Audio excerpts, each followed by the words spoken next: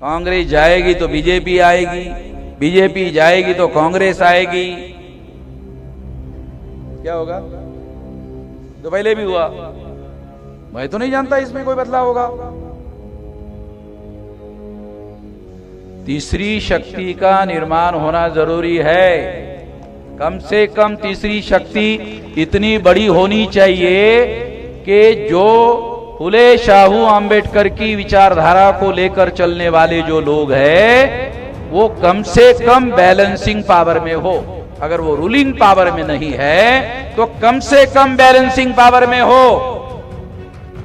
कुछ भी करने से कुछ भी नहीं होगा। किसी भी बदलाव को लाने के लिए बाकायदा एक सोच होती है, उसका प्लान बनाना पड़ता है, प्लान को कन्वर्ट इनटू एक्शन करना पड़ता है, एक्शन को समाज में लागू करना पड़ता है, तब जाकर होता है। 50 साल से ये काम में लगा हुआ हूं। इसके लिए इतना बड़ा सारे देश भर में संगठित शक्ति का निर्माण किया। अब मैदान में उतरे हैं। अभी हम मैदान में उतरे, ज्यादा समय नहीं लगेगा। 2030 तक कोई जिला नहीं रहेगा, इससे भी बड़ी बड़ी रैलियां होगी। केवल नागपुर में नहीं, इससे भी बड़ी बड़ी रैलियां होगी, देश भर में होगी। मैं केवल नागपुर की बात नहीं कर रहा हूं, और ये बात मैं कह नहीं रहा हूं, कर रहा हूं। तो इसलिए साथियों, ये बदलाव आपको भी ध्यान में रखकर करना होगा। दोस्तों, जय भीम, नमो बुद्धाय। नागपुर के अंदर वाम सेप के राष्ट्रीय अध्यक्ष, जो देश संविधान से चलता है, इस संविधान को खत्म करने की यानी इसकी हत्या करने के पीछे प्री प्लानिंग मोदी गवर्नमेंट की रही है। इसीलिए खुले मंच से राष्ट्रीय अध्यक्ष वाम सेप के वामन मेश्राम ने खुली चुनौती दे डाली मोदी सरकार को, क्योंकि रिटर्निंग जो ऑफिसर है, जो अभी मेयर का चुनाव चंडीगढ़ के अंदर हुआ है, ओनली फॉर 36 बैलेट पेपर थे, और उसके अंदर बार बार वो कैमरे की तरफ देख रहा है अनिल मसीह, जिसको सुप्रीम कोर्ट से लताड़ मिली है और मेयर के चुनाव को रद्द कर दिया गया है। और जो चुनाव की काउंटिंग की गई है, रिटर्निंग जो ऑफिसर है उससे जवाब मांगा गया है कि आपने संविधान की हत्या करने का काम किया है। एक जो संवैधानिक जो संस्था है, उसका कर्तव्य बनता है निष्पक्ष तरीके से चुनाव करे, लेकिन आप बार बार कैमरे की तरफ क्यों देख रहे थे? आप बैलेट पेपर के ऊपर पेन क्यों चला रहे थे? ये सारे सवाल बीजेपी के लिए नासूर बन चुके हैं। इसीलिए आज देश की जनता को यह सच बताना जरूरी है। अब ईवीएम को तोड़ने का प्री प्लान किस तरीके से बनाया जा रहा है, सुनिए राष्ट्रीय अध्यक्ष वाम सेप के वामन मेश्राम से। और चलते हैं और सुनते हैं। इस वीडियो को ज्यादा से ज्यादा कैरी फॉरवर्ड करें ताकि सच्चाई से आप रूबरू हो सके। चलते हैं और सुनते हैं। साथियों,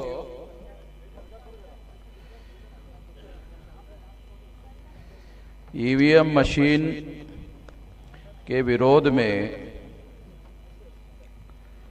देश भर में आंदोलन शुरू हो रहा है, और आज ईवीएम मशीन और उसके विरोध का जो आंदोलन है वो एक नेशनल इशू हो गया है, राष्ट्रीय इशू हो गया है। और ये इशू आने वाले समय में, बहुत लंबा समय नहीं है चुनाव को, 2024 का चुनाव कुछ ही दिन में घोषित हो सकता है। इसलिए इस आंदोलन को बहुत जल्दी से जल्दी सारे देश भर में फैलाने की जरूरत है। हम लोग इस काम के लिए लगे हुए हैं। 2014 को जब मैंने ईवीएम के विरोध में अभियान और जागरण शुरू किया तो बहुत सारे लोग मुझे कहते थे ये वामन मेश्राम तो सेंसिबल आदमी है, ये ईवीएम के विरोध में, वोटों की चोरी ईवीएम के द्वारा हो रही है ऐसे कह रहे हैं। ये बात गलत है, ऐसा लोग मुझे कहते थे। मगर आज ईवीएम मशीन के द्वारा वोटों की चोरी हो रही है, ये बात सारे देश के लोगों को समझ में आ गई है।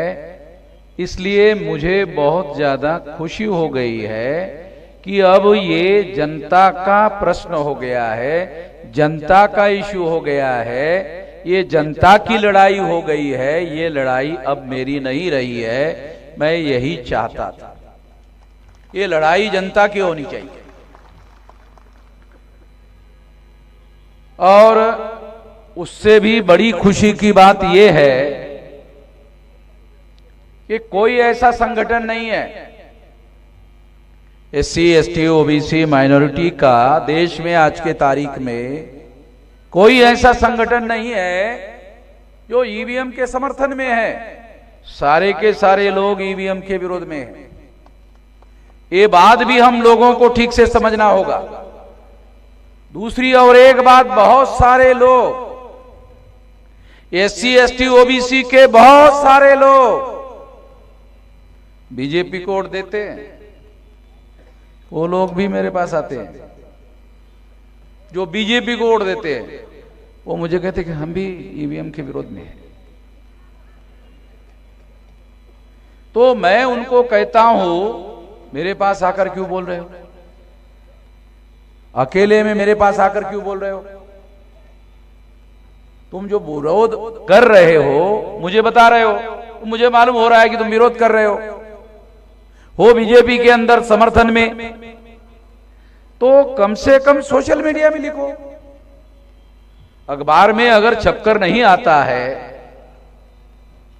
टीवी में छपकर नहीं आता है, तो सोशल मीडिया में लिखो। साथियों,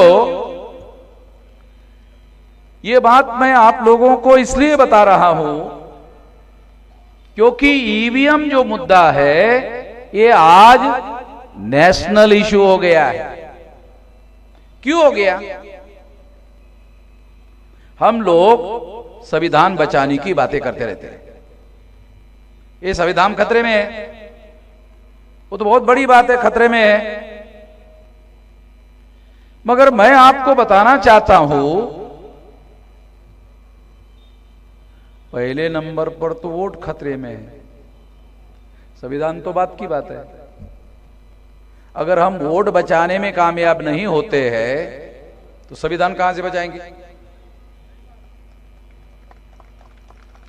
अरे संविधान को बचाने की जरूरत है, सही है, मगर अभी तो वोट बचाने की जरूरत है। अगर हम लोग वोट बचाने में कामयाब होते हैं तो बीजेपी को बदलने में कामयाब हो सकते हैं, बीजेपी को बदलने में कामयाब हो सकते हैं। वोट बचाने में अगर कामयाब होते हैं तो बीजेपी को बदलने में कामयाब हो जाएंगे। मगर दूसरी एक और बड़ी बात यह है कि 84 में कांग्रेस ने ही ईवीएम को लाया। मान लो हम बीजेपी को बदल देते, अब बीजेपी को बदलने के लिए कांग्रेस को लाना पड़ेगा, नहीं लाना पड़ेगा? मान लो आप बीजेपी के बदलने के लिए कांग्रेस को नहीं लाना चाहते,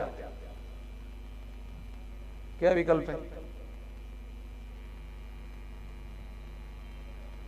तो इसलिए मैं एक और बात कहना चाहता हूं, ज्यादातर लोग सारे देश भर में कि 2024 के चुनाव के बाद में देश में चुनाव होने वाला नहीं है, ये प्रचार हमारे अंबेडकरी लोगों के द्वारा करना बंद होना चाहिए। तो ज्यादातर जो इमोशनल लोग हैं उनको समझ में नहीं आता, इससे डर पैदा होता है।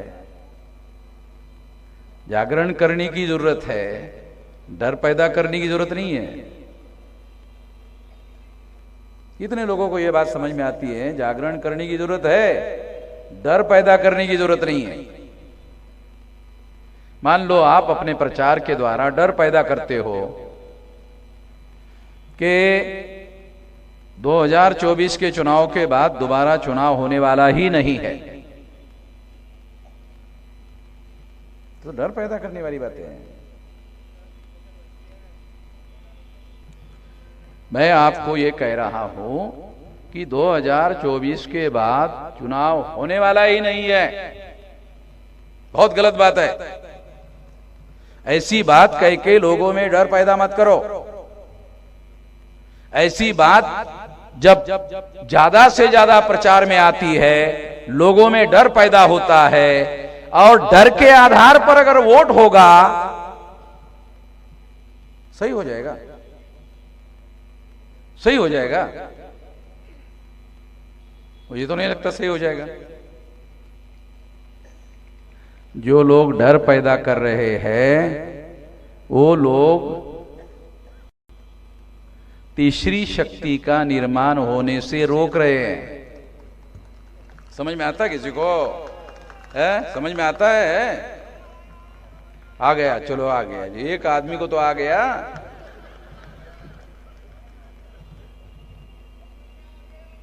तो मैं आप लोगों को ये बताना चाहता हूं कि कोई भी प्लान बनाकर, योजना बनाकर जब देश में अभियान चलाया जाता है, तो उसके पीछे कैलकुलेशन होता है। वो कैलकुलेशन ये होता है कि ये लोग इसका, बीजेपी का तो विरोध कर रहे हैं, मेरे को ही मिलना चाहिए, ये कैलकुलेशन है। हमारा कैलकुलेशन क्या है? जो बहुजनवादी लोगों का कैलकुलेशन क्या है कि नहीं, ऐसा नहीं होना चाहिए। अगर ऐसा नहीं होना चाहिए, ये हमारा कैलकुलेशन है, तो हम सोचते हैं डर पैदा नहीं करना चाहिए। विवेक से वोट होना चाहिए, जागरण से वोट होना चाहिए, डर के आधार पर वोट नहीं होना चाहिए। डर के आधार पर वोट होगा, बदलाव नहीं होगा, परिवर्तन नहीं होगा, और बहुत बड़े पैमाने पर डर पैदा किया जा रहा है। मैं इसके बहुत ज्यादा विरोध में हूं, सारे देश भर में इसके विरोध में हूं। सारे देश भर में हमारा जो संगठन है, कैडर बेस्ड ऑर्गेनाइजेशन है, सारे देश भर में ये बात हम लोगों को समझा रहे हैं, ये समझा रहे हैं, बता रहे हैं। जो लोग लोगों के अंदर डर पैदा कर रहे हैं, वो लोगों के अंदर जागरण पैदा नहीं होने दे रहे। लोगों के अंदर जागरण पैदा करने की जरूरत है। जागरण से विकल्प खड़ा होगा, जागरण से अल्टरनेटिव खड़ा होगा, और जागरण करना जरूरी है। कांग्रेस जाएगी तो बीजेपी आएगी, बीजेपी जाएगी तो कांग्रेस आएगी, क्या होगा? तो पहले भी हुआ। 84 में 26 जनवरी 1950 को संविधान लागू हुआ, और 1952 से प्रथम लोकसभा का चुनाव हुआ, तो वोट से होता था। चुनाव वोट से ही होता था, वोट से ही हो रहा था। 84 तक वोट से ही होता रहा। 84 के बाद से ईवीएम मशीन लाया गया, और 84 को काशीराम जी ने बहुजन समाज पार्टी बनाई, जागरण करने का काम किया, तीसरा विकल्प खड़ा करने का काम किया। कांग्रेस जाएगी तो बीजेपी आएगी, बीजेपी जाएगी तो कांग्रेस आएगी, क्या मतलब होगा? मैं तो नहीं जानता इसमें कोई बदलाव होगा। तीसरी शक्ति का निर्माण होना जरूरी है। कम से कम तीसरी शक्ति इतनी बड़ी होनी चाहिए कि जो फुले शाहू आंबेडकर की विचारधारा को लेकर चलने वाले जो लोग हैं, वो कम से कम बैलेंसिंग पावर में हो। अगर वो रूलिंग पावर में नहीं है तो कम से कम बैलेंसिंग पावर में हो। ये खबरदारी आपको लेनी चाहिए। अगर मैं अपने लेवल पर खबरदारी लेने का काम करता हूं तो मेरे अकेले के लेवल पर खबरदारी लेने से बात नहीं होगी, लोगों के लेवल पर, जनता के लेवल पर ये खबरदारी लेना जरूरी है। इसलिए ये बात खास तौर पर मैं समझा रहा हूं। मैं भी लोगों की बातें सुन रहा था। मैं 18 साल 3-4 महीने की मेरी उम्र थी, तब से मैं आंदोलन में हूं। अभी मेरी उम्र 67 साल की है, तो राउंड अबाउट 50 साल हो गए। या तो बहुत सारे लौंडे तो अभी 25-30 साल के भी नहीं होंगे। और जब मैंने आंदोलन शुरू किया था, हम आंदोलन कर रहे थे, तो वो पैदा भी नहीं हुए थे। चलो अब पैदा हो गए तो अभी तो मेरा कोई ऑब्जेक्शन तो है नहीं। तो मैं, जो लोग नौजवान लोग हैं, उन लोगों को आने वाले समय में उनके भविष्य का मामला है, उसके लिए बता रहा हूं। ऐसे नौजवान लोगों के भविष्य का मामला है और इस परिस्थिति को बदलने की आवश्यकता है। इसलिए हम लोग ईवीएम का मुद्दा उठा रहे हैं, क्योंकि ईवीएम क्या कर रही है? ईवीएम वोटों की चोरी कर रही है। वोट का अधिकार क्या करता है? जानते हो, वोट के अधिकार में 2 अधिकार शामिल है। वोट के अधिकार में 2 अधिकार शामिल है, शासक चुनने का, शासक बनने का। ध्यान से सुनो तो बता रहा हूं। वोट का अधिकार जो है उसमें 2 अधिकार शामिल है, एक शासक चुनने का, दूसरा शासक बनने का। तो 84 तक तो हम चुनते ही रहे दूसरों को। 84 तक हम दूसरों को चुनते ही रहे। तो दूसरों को चुनने से विकल्प खड़ा नहीं होता। वोट के अधिकार में शासक चुनने का अधिकार ही नहीं है, बनने का भी अधिकार है। ये समझने के लिए 84 तक का समय चला गया। 84 में काशीराम जी ने बहुजन समाज पार्टी बनाई और बनने का एजेंडा घोषित किया। बनने का एजेंडा घोषित करने के बाद ईवीएम लाया गया। मैं थोड़ा आपको हिस्ट्री बता रहा हूं, ईवीएम क्यों आई। ऐसे ही हवा में थोड़ी आई, उसके पीछे कारण था। उसके पीछे हिस्टोरिकल कारण था कि अब लोग शासक चुनने का काम नहीं करना चाहते, शासक बनने का काम करना चाहते हैं। जो बाबा साहब आंबेडकर ने कहा था, शासन करती जमात बनना हमारा मकसद है, हमारा उद्देश्य है। इसके लिए काम करने का काम हुआ। नहीं तो काशीराम जी के पहले हमारे महाराष्ट्र में पार्टी तो थी ना, वो तो टिकट मांगने के काम करते थे। उसके बारे में बोलकर मैं अपना मुंह खराब नहीं करना चाहता। खामखा वो जायका जो है मुंह का खराब हो जाएगा। तो इसलिए ये तो उनको मालूम था, उनके सामने बाबा साहब ने कहा था शासन करती जमात बनना हमारा मकसद है। उन्होंने उसके लिए कोई एजेंडा नहीं बनाया, उसके लिए कोई राष्ट्रीय स्तर का संगठन नहीं बनाया। महाराष्ट्र के जो लोग थे, महाराष्ट्र के बाहर जाकर संगठन बनाए, मुझे तो नहीं मालूम।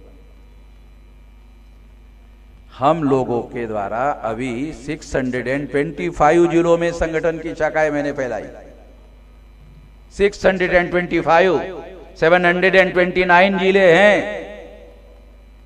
नॉर्थ ईस्ट रीजन के 4 स्टेट अगर छोड़ दिए जाए तो 729 जिले हैं। उसमें से फुले शाहू अंबेडकर की विचारधारा को मानने वाले जो लोग हैं, SC, ST, OBC, कुछ लोग हमारे अंबेडकरी लोग ये भी कहते हैं, क्या कहते हैं? ओबीसी के बंधुओं, हम जागृत हो गए हैं, आप कुछ कर नहीं रहे हो। अरे तो अंबेडकरी लोगों का काम है भाई, ये काम तुम्हारा है, उनका नहीं है, तुम्हारा है। जिसको अकल आएगी वही ना अकल बांटेगा, जिसको समझदारी आई वही ना समझदारी बांटेगा, जिसको समझ में आएगा वही ना समझदार बनाएगा। कोई भी कैसे बनाएगा? वो अपने आप कैसे बनेगा? तो ये जो बातें हैं, ये जो अंबेडकराइट लोगों का काम है, वो काम अंबेडकराइट दूसरे लोगों के ऊपर नहीं छोड़ सकते। ये आप करो। अरे क्यों? दूसरे क्यों करे? हम क्यों नहीं करे? ये बात काशीराम जी ने 84 से इस एजेंडे को बना के काम किया। ये करने की जरूरत है। इसलिए केवल दूसरे लोगों को कहने अरे तुम करो, ये बात भी गलत है। नागपुर के जो लोग हैं, ये तो सारे देश के लोगों को, ये जो बहुजन है, बहुजन का क्या मतलब है? केवल अंबेडकरी बहुजन होता है क्या? है? अगर अंबेडकरी ही बहुजन होता तो फिर अंबेडकरी शब्द के लिए बहुजन दूसरा शब्द काय के लिए आया? अंबेडकरी रहना चाहिए था। बहुजन काय के लिए लाया गया? बहुजन लाया गया, इसका मतलब यह है कि अंबेडकरी से आगे अब इसको बढ़ोतरी करने की जरूरत है, बहुजन लोगों तक ले जाने की जरूरत है। शेड्यूल कास्ट के लोग 15%, शेड्यूल ट्राइब के लोग 7.5%, 22.5%, 52% लोग ओबीसी, कितने हो गए? 74.5%। 10-12% लोग अगर ये माइनॉरिटी मान लो, हो गए 85%। तो 85% की बात काशीराम जी ने कही। ये काल्पनिक बातें नहीं बता रहा हूं। तो अंबेडकरी का क्या मतलब है? नागपुर के लोगों को बताने की जरूरत नहीं, अंबेडकरी का क्या मतलब होता है। अंबेडकरी का मतलब है एक लिमिटेड, उतने लिमिटेड लोगों से इंदिरा में चुनकर ला सकते, दूसरी छोड़ो। है? बुरा लगेगा। इंदिरा में ला सकते? अरे जहां हमारी संख्या का अनुपात ज्यादा है वहां भी नहीं ला सकते। तो कोई कैलकुलेशन, कोई समझदारी की बात तो होनी चाहिए ना। जब हम समझदारी की बात करेंगे और बहुमत को जगाने की कोशिश करेंगे, उसके बाद बहुजन बनेगा। जो बहुमत वाले लोग हैं उसको जगाने का काम करके उसका जनमत बनाना पड़ेगा। वो जनमत जब आप बनाओगे, उससे संगठित शक्ति का निर्माण होगा। उससे निर्माण हुई संगठित शक्ति से फुले शाहू अंबेडकर की विचारधारा के आधार पर बदलाव होगा। ये करना होगा। ये करने के लिए संगठित प्रयास की जरूरत है। इसलिए लिमिटेड लोगों के समर्थन से बड़ा बदलाव होने वाला नहीं है। जो हम चाहते हैं बड़ा बदलाव, वो लिमिटेड लोगों के समर्थन से होने वाला नहीं है। हमें बहुमत वाले जो लोग हैं, उन लोगों को तैयार करना होगा और वैचारिक रूप से तैयार करना होगा। उनको फुले शाहू अंबेडकर की विचारधारा से तैयार करना होगा और उसके आधार पर बहुजनों का आंदोलन निर्माण करना होगा और उसके आधार पर बदलाव होगा। जो बदलाव हम चाहते हैं वो करना होगा। इसके लिए सारे देश भर में संगठित शक्ति का निर्माण करना होगा और लोगों को जो अंबेडकरी कहते हैं उनको मानसिकता से बहुजन बनाना होगा। उनको बहुजनों को तैयार करने के लिए मानसिक रूप से तैयार करना होगा। जो जागृत है वही दूसरों को तैयार करने का काम कर सकते हैं। ये मौलिक बात हमको समझना होगा। इसको समझकर ही हम आगे बढ़ सकते हैं। इसलिए साथियों, मैं आप लोगों को जो बातें कह रहा हूं वो आप लोगों को कोई ब्लेम वगैरह देने के लिए नहीं कह रहा हूं। मैं आप लोगों को जिम्मेदारी का एहसास करने के लिए बता रहा हूं। ये हमारी जिम्मेदारी है, ये काम करना होगा। अगर ये काम हम करते हैं तो जो आप बदलाव चाहते हो वो होगा, ऐसा नहीं कि नहीं होगा। ये बात पर मैं यकीन नहीं करता हूं कि बदलाव नहीं होगा, होगा, मगर कुछ भी करने से कुछ भी नहीं होगा। कुछ भी करने से कुछ भी नहीं होगा। किसी भी बदलाव को लाने के लिए बाकायदा एक सोच होती है, उसका प्लान बनाना पड़ता है, प्लान को कन्वर्ट इनटू एक्शन करना पड़ता है, एक्शन को समाज में लागू करना पड़ता है, तब जाकर होता है। 50 साल से ये काम में लगा हुआ हूं। इसके लिए इतना बड़ा सारे देश भर में संगठित शक्ति का निर्माण किया। अब मैदान में उतरे हैं। अभी हम मैदान में उतरे, ज्यादा समय नहीं लगेगा। 2030 तक कोई जिला नहीं रहेगा, इससे भी बड़ी बड़ी रैलियां होगी। केवल नागपुर में नहीं, इससे भी बड़ी बड़ी रैलियां होगी, देश भर में होगी। मैं केवल नागपुर की बात नहीं कर रहा हूं, और ये बात मैं कह नहीं रहा हूं, कर रहा हूं। तो इसलिए साथियों, ये बदलाव आपको भी ध्यान में रखकर करना होगा। ईवीएम के विरोध में अभी हम लोगों को क्या करना है? ज्यादा लंबी बात करने के बजाय क्या करना है? ईवीएम के विरोध में क्या करना है?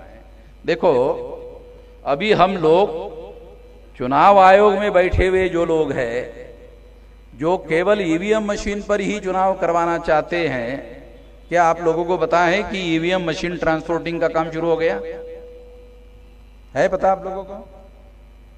बैलेट पेपर जो है, बैलेट पेपर जो होता है ना, वो तो कैंडिडेट, आखिरी कैंडिडेट होता है ना फॉर्म भरने वाला, उसके बाद प्रिंटिंग ऑर्डर होता है। समझ में आता है? जब कोई कैंडिडेट फॉर्म भरता है आखिरी, उसके बाद प्रिंटिंग होता है। ईवीएम ऐसे नहीं होता, वो 6 महीने पहले करना पड़ता है। तो ईवीएम मशीन रेडी हो गई, ट्रांसपोर्टिंग का काम चल रहा है। प्रोग्रामिंग जो है, उस समय इंजीनियर जाते हैं हर चुनाव क्षेत्र में, हर जगह, और फिर प्रोग्रामिंग वहां करते हैं। तो बैलेट पेपर जो है वो इस तरीके से काम किया जा सकता है। आखिरी कैंडिडेट का फॉर्म भरने के बाद में, विड्रॉल के बाद में, क्लियर लिस्ट होने के बाद में प्रिंट करके किया जा सकता है। उसकी छपाई अभी करने की जरूरत नहीं है, उस समय होगा। तो इसलिए मैं चुनाव आयोग को हम लोग जगाने का काम कर रहे हैं। संविधान के दायरे में रहकर फ्री, फेयर एंड ट्रांसपेरेंट चुनाव करने की जिम्मेदारी है चुनाव आयोग पर। और फ्री, फेयर एंड ट्रांसपेरेंट चुनाव फंडामेंटल राइट है, ये संवैधानिक अधिकार नहीं है, फंडामेंटल राइट है। हमारे लोगों को यह भी समझ में नहीं आता संवैधानिक अधिकार और फंडामेंटल राइट में क्या फर्क है।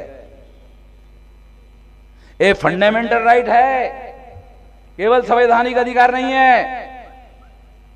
और फंडामेंटल राइट जो है, सुप्रीम कोर्ट भी उसका वायलेशन नहीं कर सकता। सरकार के पास तो उसका वायलेशन करने का अधिकार ही नहीं है। ये हमारा फंडामेंटल राइट है, फ्री, फेयर एंड ट्रांसपेरेंट चुनाव। हम जिसको चुनना चाहते हैं उसी की सरकार होनी चाहिए।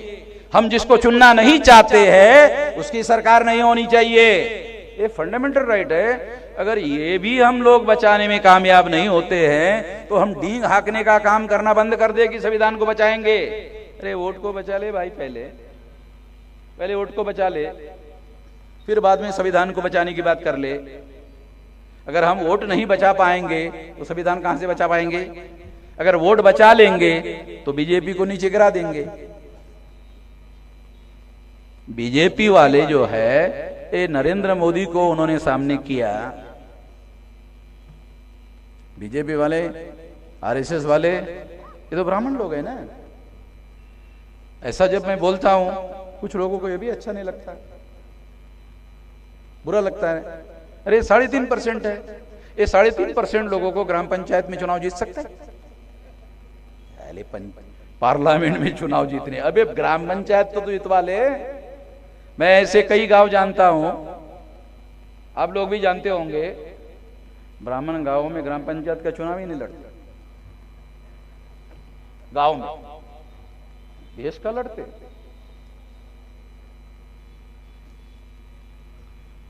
ये 3.5% लोग ग्राम पंचायत में पंच और सरपंच नहीं चुनवा सकते, वो देश के पंचायत में प्रधानमंत्री नॉमिनेट कर रहे हैं।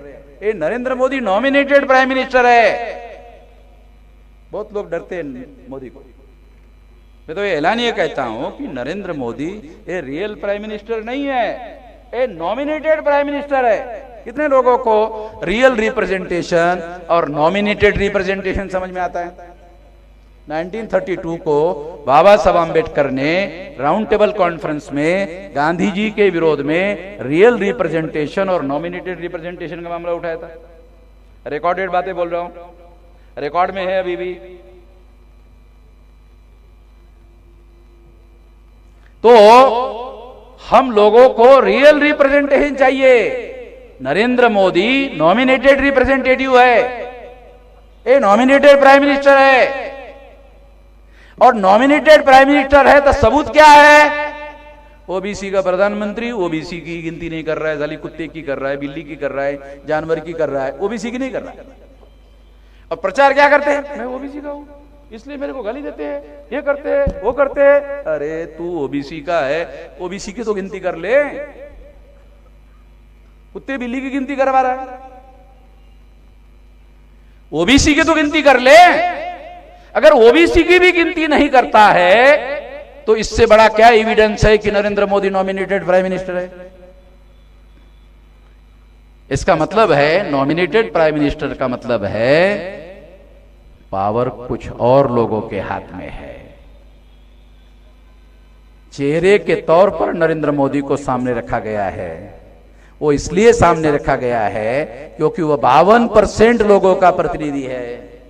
ओबीसी का है, ओबीसी का है कहते रहता ना, तो ओबीसी को तो 52% लोग कहते हैं। तो आरएसएस के लोगों ने प्लान बनाकर, उनको मालूम है हम तो 3.5% लोग हैं, इसलिए 52% आदमी को सामने किया। ओबीसी की जाति आधारित गिनती का और उस मुद्दे पर कई बार मैंने भारत बंद करवाया, हमने कई बार इस इश्यू को उठाया। इसको काउंटर करने के लिए आरएसएस ने नरेंद्र मोदी को लाया। अब ओबीसी के आदमी को लगता है कि हमारा ओबीसी का आदमी प्रधानमंत्री हो गया, अब गिनती की क्या जरूरत है?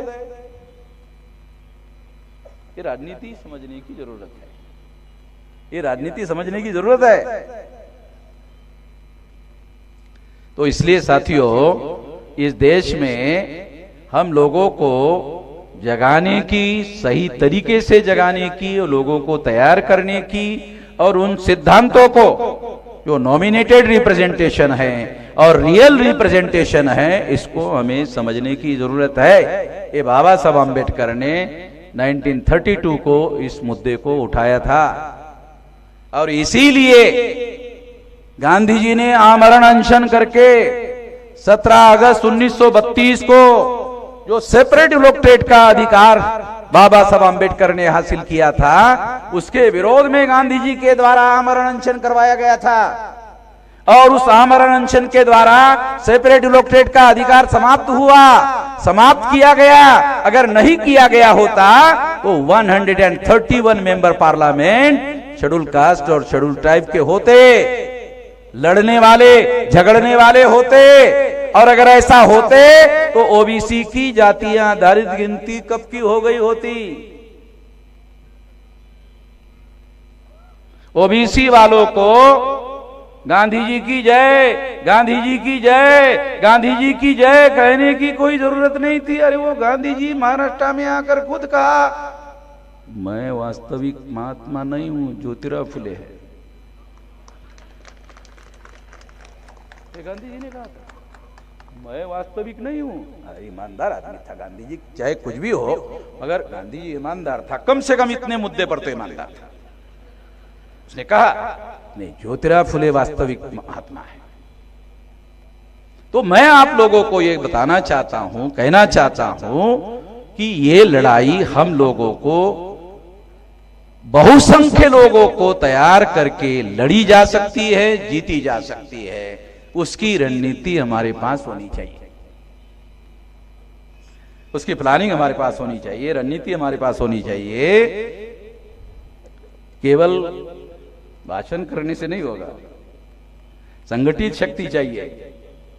इसलिए साथियों, ईवीएम मशीन को हम लोगों को बदलना है, तो बदलने के लिए अभी हमारे पास चुनाव घोषित नहीं हुआ।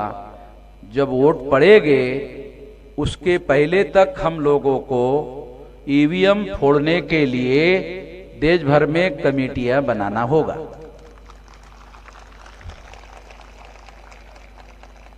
तो कुछ लोग वो ऐसा बोलेंगे, आखिरी बात कह रहा हूं, कुछ लोग बोलेंगे नहीं इससे तो जेल हो जाएगा। तो संविधान बचाने की बात करने वाले जेल में जाने के लिए डर रहे हैं, डर रहे हैं। तो मैं तो बाकायदा गुजरात के जेल में जाकर वापस आया हूं, उसके बाद बोल रहा हूं। ऐसे थोड़ी केवल आप ही को सलाह दे रहा, गुजरात के जेल में जाके आया।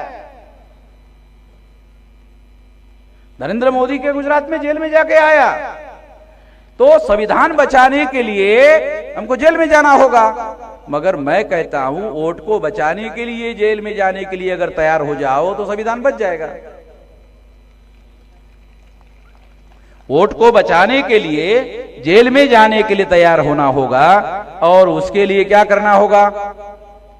अगर हमारे जागरण से चुनाव आयोग नहीं जागा और बैलेट पेपर नहीं माना तो चुनाव तो होगा, ईवीएम से होगा, होने दो, ये तो चुनाव तो होगा।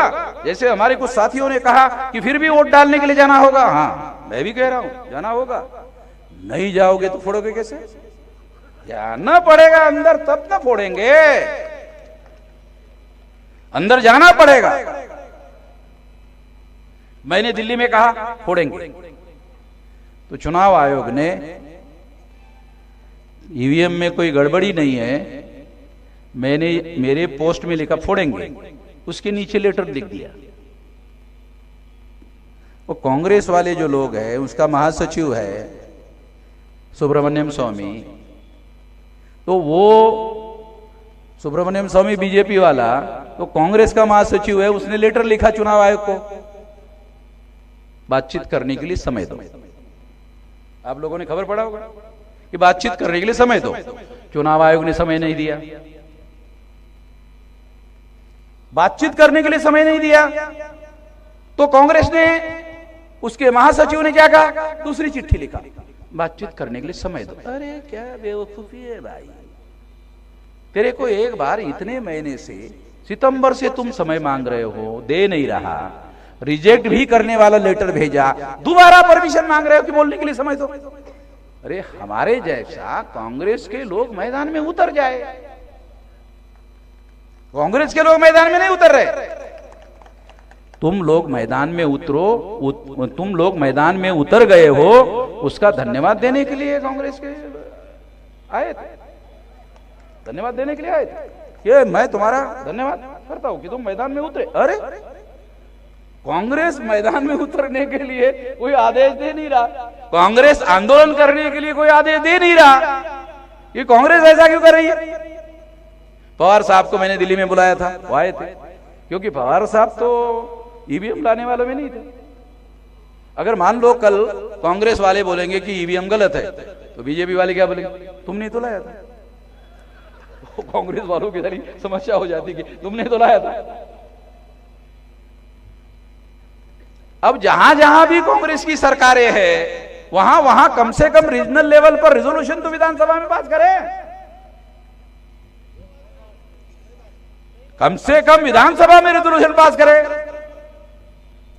ईवीएम लाने का विरोधी पार्टी के जो नेता हैं दिल्ली में, वो पार्लियामेंट में रेजोल्यूशन फेल हो जाए, रेजोल्यूशन तो रखे, बैलेट पेपर लाओ, कांग्रेस जो अपोजिशन पार्टी है सेंटर में, वो वहां प्रस्ताव रख सकती है, कॉन्स्टिट्यूशनल मैकेनिज्म है ना। क्यों गौतम जी, वो प्रस्ताव रख सकते हैं। वो फेल हो जाए तो बीजेपी एक्सपोज हो जाएगी, बीजेपी नंगी हो जाएगी जनता की नजर में। अब मुझे कांग्रेस को राजनीति सिखाना पड़ रहा है, मुझे भी शर्म आती है। कांग्रेस वाले लोग इतने कांग्रेस की 125 साल से ज्यादा मेरे ख्याल से समय हो गया। उनको हम क्या बताएं? वो सारे भारत वालों को राजनीति सिखा रहे, हम क्या सिखाएंगे उनको? मगर उनको निश्चित रूप से इसके विरोध में आंदोलन करना चाहिए। अरे संसदीय आंदोलन करो, संसद के अंदर करो। मगर कांग्रेस ईवीएम के विरोध में सामूहिक एक्शन करते हुए दिख नहीं रही। हाँ, चिट्ठी लिख रही, कांग्रेस चिट्ठी लिख रही है, वो चिट्ठी रिजेक्ट हो रही है, दूसरी लिख रही है, आंदोलन नहीं कर रही। तो मैं कांग्रेस के लोगों को कहता हूं, अरे आप भी आंदोलन करो, हम भी अब मैदान में उतरे हैं, तुम भी उतरो। तुम अपोजिशन पार्टी के लोग हैं, अगर सड़कों पर उतरे तो हो सकता है बैलेट पेपर का निर्णय जल्दी हो जाए।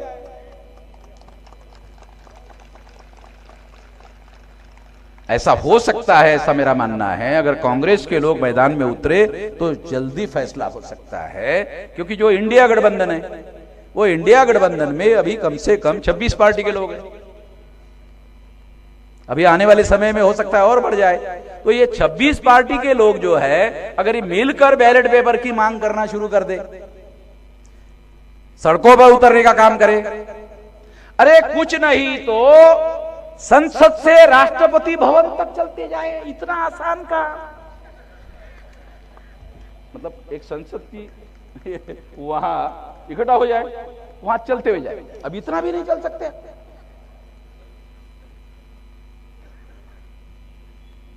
क्योंकि हमारी तो कोई खबर आएगी नहीं। अब इतना बड़ा हो गया, कोई टीवी वाला खबर देगा क्या? नहीं देगा। अबे हमको टीवी वाले की आदत भी होगी, खाली उनके खबर पर हम निर्भर ही नहीं है। ये इतने सारे हो गए टीवी वाले। अब सोशल मीडिया दुनिया में पहले नंबर का मीडिया हो गया है। अब वो मीडिया पहले नंबर का नहीं रहा है, अब तो सोशल मीडिया पहले नंबर का हो गया है। तो करोड़ों लोगों तक सोशल मीडिया में खबर जा रही है, सारे देश भर में खबर जा रही है। इसीलिए अभी हमारे साथी ने कहा कि बैन लगाया, यहां से वो बाहर जा ही नहीं रही है। ठीक है, रिकॉर्ड करके रखो, कल दिखा जाएगा। ये तरीका है भाई। मैं भी सोशल मीडिया का, हमारा करोड़ों लोगों का नेटवर्क है, जो आज हम रिकॉर्ड करके रखते हैं, कल दिखाते हैं। चलो आज नहीं दिखाए, कल दिखा ही जाएगा। अरे कोंबडी किती झाकून ठेवली तर सूर्य उगवायचं राहते काय? सूर्य तर तरी पण उगवतेच ना। तो इसलिए साथियों, मैं आखिरी बात कहकर अपनी बात समाप्त करना चाहता हूं कि हमें ईवीएम फोड़ने के लिए बूथ लेवल की कमेटियां बनानी चाहिए और राउंड अबाउट 13 लाख से 15 लाख तक बूथ होने की संभावना है सारे देश में। तो यदि जिले के लोग निर्धारित कर ले, 1 महीने में आपके जिले में जितने बूथ है वो सारे बूथ लेवल पर कमेटियां निर्धारित हो सकती है। अगर सारे बूथ लेवल पर आप कमेटियां बना लेते हो तो आप ईवीएम फोड़ने के लिए वहां तैयार रहोगे। तो एक आदमी जाके फोड़ेगा तो चुनाव आयोग दूसरी मशीन लगाएगा। तो इसलिए 5 आदमी कम से कम कमेटी में होने चाहिए। अगर 5 बार फोड़ना पड़े तो 5 बार फोड़े।